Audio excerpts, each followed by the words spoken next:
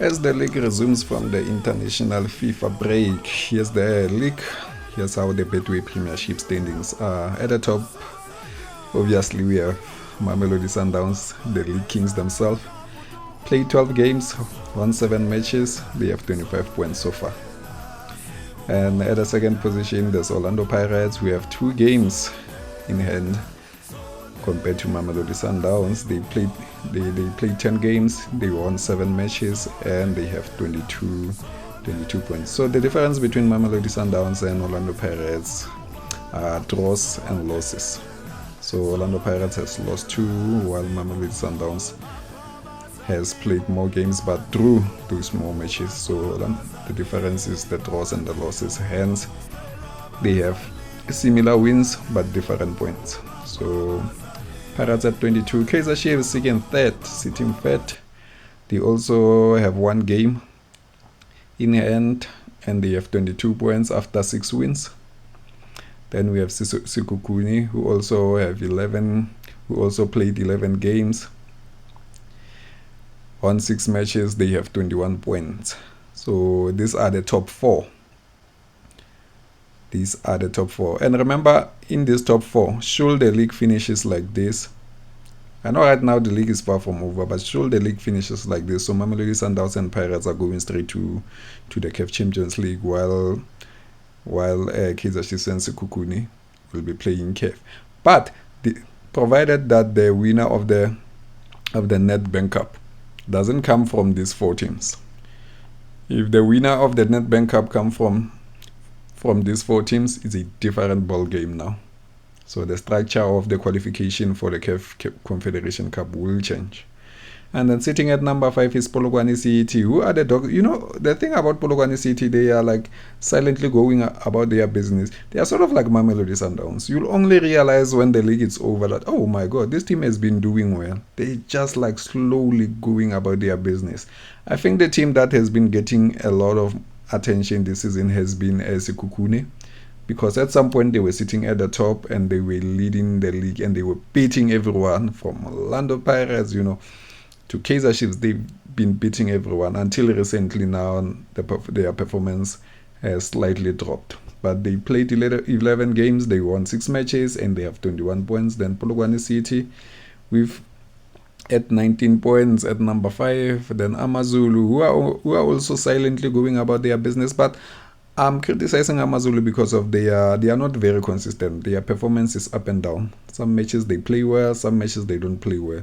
So that's the thing that I think they should fix. Durban City, one of my favorite this season. So my favorite teams this season are TS Galaxy and Durban City. TS Galaxy, for the fact that I said TS Galaxy should be one of the top 4 teams. Like, I believe TS Galaxy belong to the top 4 because of they have a great structure as a team. They have a good coach.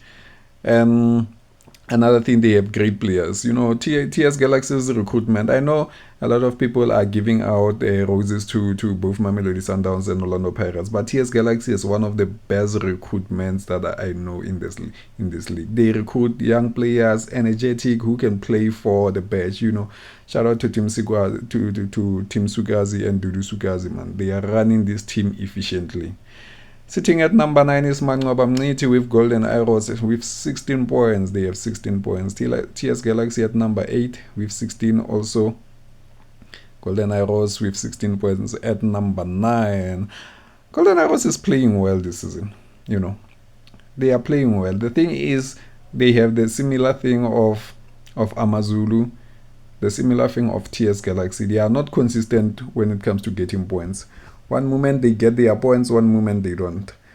They will be playing on weekend and they get the points. They will be playing midweek and they drop the points. So this is the thing that I've realized. And I've realized this thing that it's an issue of playing away. Most of this team, when you look at their away record, they fail to get the points whenever they play away. So that's the thing that they should fix. Golden Arrows, Amazulu, and TS Galaxy. And Siwelele is sitting at number 10. Siwelele, shout out to the Toronto Siema. Siwelele has really picked themselves up. At some point, Siwelele was sitting at number 15, 14. They really picked themselves up in recent matches. And shout out to Letlogonolo Siema. They won 4 matches. They have 14 points. So the thing that I'll say has been contributing to Siwelele negatively, but some people can say it's a positive thing, is that they draw a lot of matches. What I've realized is that they draw a lot of matches instead of winning. But when you play teams like your Pirates, your Kaizer Chiefs, your Mamelodi Sundowns, even Sekhukhune, draws can be acceptable. But if you play your Marumo Gallants, your Obit, you should be winning those matches like straight if you are Siwelele. But shout out to Siema for silently picking up the team, and we are happy as a new team, as a newly formed team. We are very happy for how they are transforming. Richards Bay, I've said it when the season started, that Richards Bay's performance is dull, man. Like Richards Bay is dull. Richards Bay is one of those teams that play better or play well when they play with the two teams sitting at the top. When they play Mamelodi Sundowns or Orlando Pirates, that's when at least you can see Richards Bay trying to do something. But you give it Marumo Gallants in a midweek game, Richards Bay will play the dullest game at home. Richards Bay, I don't know. Richards Bay has to do something. And I've said that Richards Bay need a good playmaker. That's what I said. I don't remember which match that they were playing with, and I did a post-match video for it.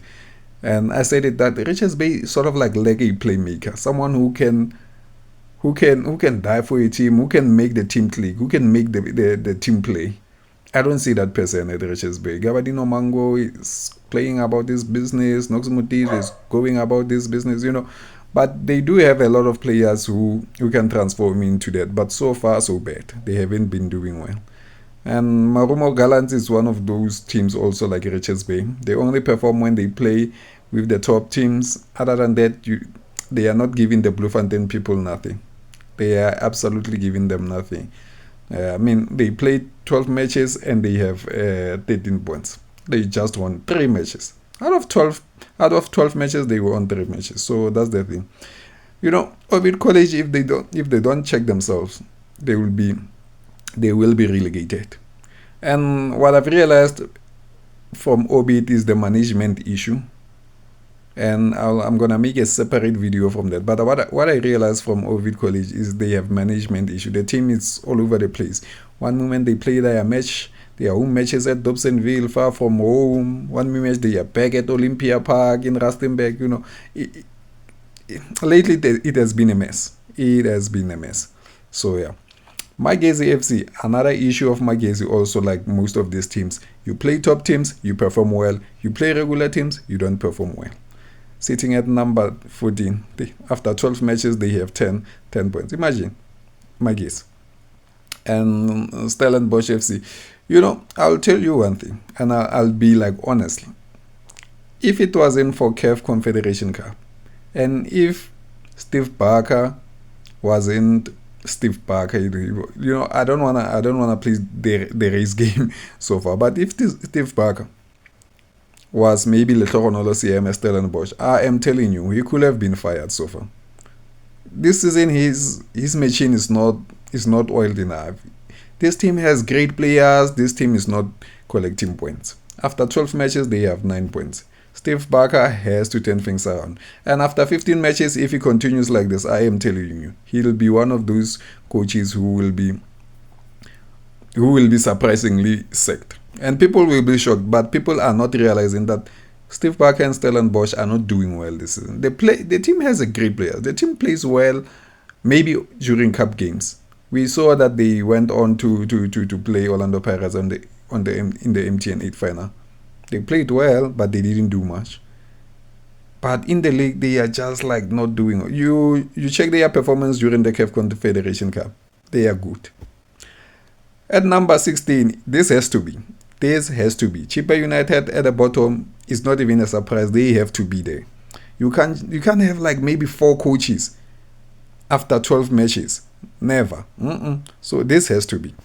They have to be there. So that is the log after the international break, guys. Tell me in the comments what you think.